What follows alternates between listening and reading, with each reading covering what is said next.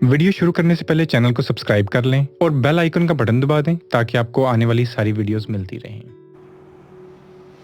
अस्सलाम वालेकुम दोस्तों, मेरा नाम अरसलान खान है। सबसे पहले तक मुझे एक मैसेज देना है कि ये पूरी वीडियो को आपने पूरा सुनना है।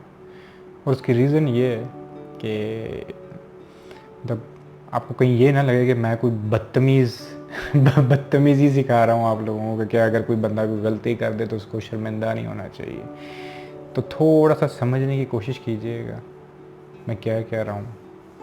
आई बिलीव कि आप जो है क्लियरली उसको कॉम्प्रहेंड कर लोगे। अब हुआ ये कि मेरी ना एक क्लाइंट होती थी, काफ़ी पुरानी बात है। जो लोग मुझे जानते हैं दे नो कि मैं कोई 11-12 साल से ना फ्रीलांसिंग कर रहा हूँ, तो मोस्टली ऑस्ट्रेलिया, यूएसए इस तरह जो कंट्रीज़ हैं उधर से क्लाइंट होते हैं। तो कुछ क्लाइंट्स के साथ मेरा बहुत क्लोज जो है ना एक ताल्लुक़ था।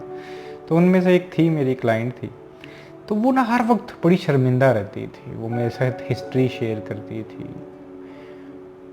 सब, और ना वो शर्मिंदा इसलिए रहती थी, कहती कि ये जो मतलब वो बेसिकली अमेरिकन थी, ठीक है।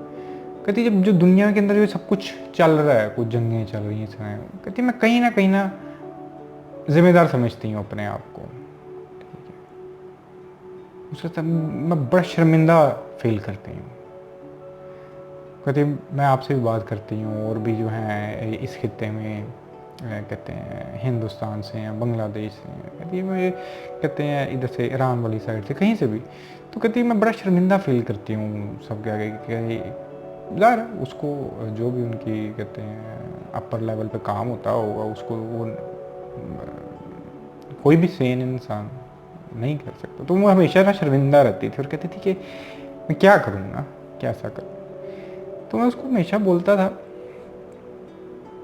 कि जो बेहोश लोग होते हैं वो तो इस तरह करते रहते हैं।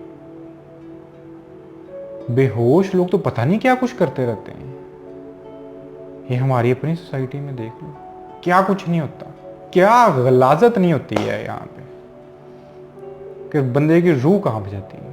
कि इस हद तक गलाजत होती है कि जो दूसरे बेहोश लोग होते हैं वो कांप जाते हैं कि यार इस हद तक भी कोई बेहोश है। तो इस पे हम शर्मिंदा क्यों हों?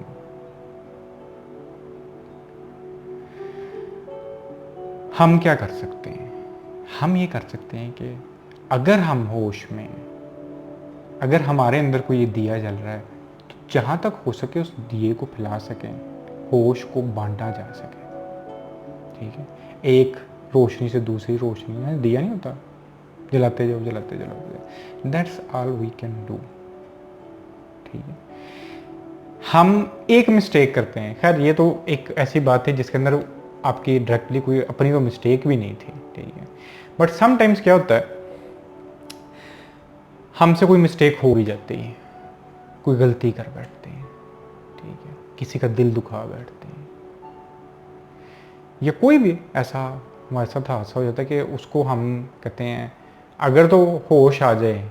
अब देखो जो गिल्ट है ना, वो आता ही तब है कि जब सैनिटी हिट्स, कि आपको यकदम ख्याल आया आई मेड अ मिस्टेक, मेरे से गलती हुई। क्योंकि मोस्टली लोगों को तो ये भी ख्याल नहीं आता। तो दैट्स इनफ। ये पॉइंट है जहां पर आपके अंदर एक कॉन्शियस अवेकन हो जाना चाहिए, एक मतलब जो है ना होश पैदा हो जाना चाहिए कि अच्छा अब आपने उसको रैशनली किस तरह करना है।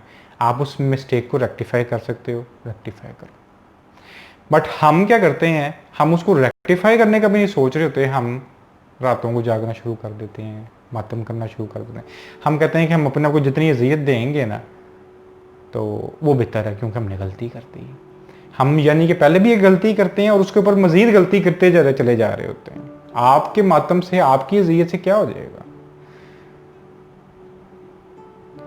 क्योंकि दोबारा, क्योंकि गिल्ट जो है वो कोई नेचुरल चीज तो है भी नहीं है। छोटे से बच्चे के अंदर वो गिल्ट नहीं होता, ना ही जानवरों के अंदर गिल्ट होता है। ये सोसाइटी ने एक चीज हमें क्रिएट करके दी है। तशद्दुद आपके ऊपर जिस्मानी हो या मेंटली हो, दोनों एक जैसे हैं।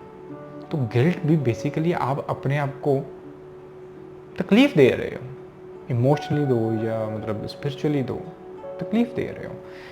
इसको एक टूल समझ के जिस टाइम आपको एक रियलिटी स्ट्राइक कर जाए ना, होश में आ जाए बस। अब मैं बहुत से लोगों से बात करता हूँ जो ओसीडी से लड़ रहे होते हैं, कोई रिलीजियस ओसीडी से लड़ रहे होते हैं। अब वो क्या होता है कि कोई ऐसी सोच आ गई जो इस सोसाइटी के लिए, इस दुनिया के लिए अनएक्सेप्टेबल है। अब वो जब आ गई, ठीक है, दिमाग है, आ सकता है। अब जब वो आ गई, अब उसके लिए गिल्ट, अब उसको लेके कोसते रहो, रातों को जागते रहो। ट्रस्ट मी, ये आपके लिए कोई भला नहीं कर रही गिल्ट, ये आपको तबाह कर रही है। आपको जब होश स्ट्राइक करना शुरू हो जाए, आपको हल्का सा एहसास हो जाए कि अच्छा ये चीज मुझे आई है, रैशनली उसको रेक्टिफाई करो। ठीक है, इंसान है, गलतियां होती हैं, हर इंसान से गलती होती है, मिस्टेक्स होती हैं। मेरे से एक दफ़ा किसी ने मेरी इन बातों में किसी ने मेरे से पूछा भी, मैं कहा इसका मतलब है जी जो जालिम है, ठीक है, वो आके आपको कह दे कि अच्छा जी वो तो मैं बेहोश था, तो अब मुझे होश आ गई है, ठीक है। तो मैं कहा होश वाला इंसान इस तरह की स्टूपिड बकवास करता ही नहीं है कि जी मुझे होश आ गई है। वो तो अभी भी पॉलिटिक्स कर रहा है ना। आप हो कौन शर्मिंदा होने वाले, मुझे तो ये नहीं समझ आती। मैं तो एक स्टेट की बात कर रहा हूं जो इंतहाई ईगोलेस स्टेट है। होश के अंदर तो आप इतने ईगोलेस हो जाते हो,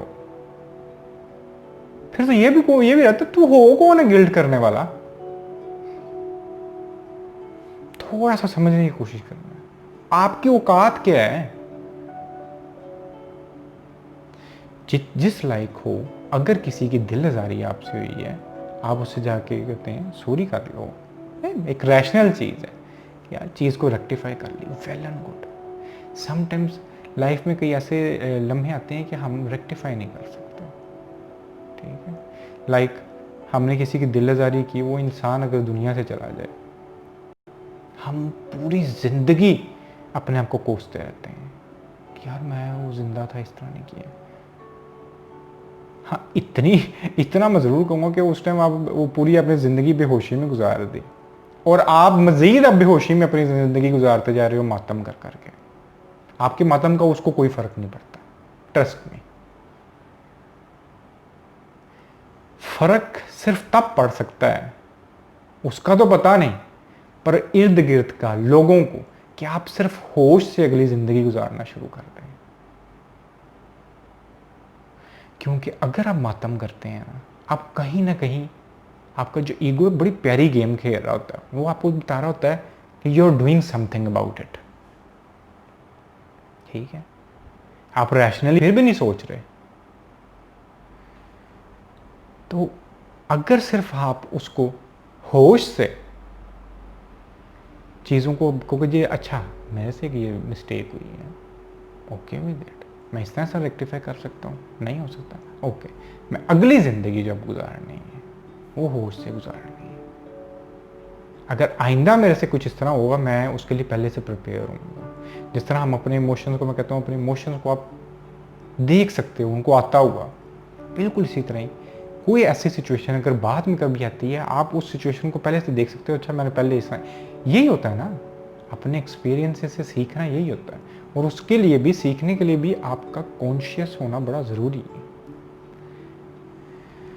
तो बजाय इसके कि आप लोग किसी गिल्ट को लेके किसी मेंटल इलनेस की तरफ जाना शुरू हो जाएं हर वक्त, या और कुछ नहीं तो एक मतलब होता नहीं वो सैड स्टेप, वो अफसुर्दगी वाली एक वो अप्रोच अपने अंदर पैदा करना शुरू कर दें, तो उससे बेहतर ये है कि आप ये तैयार कर लें कि आइंदा मैंने सिर्फ होश के साथ ज़िंदगी गुजारनी है, चीज़ों को ऑब्जर्व करना है। मैंने ये किस तरह कर लिया था, इसका मतलब मैं अपने सेंसेस में नहीं था।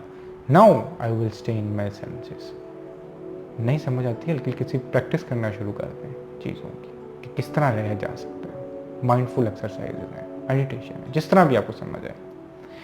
क्योंकि आपका गिल्ट में मातम करते रहना ना आपका भला कर रहा है, ना आपके इर्द गिर्द के लोगों का, और ना ही सोसाइटी का।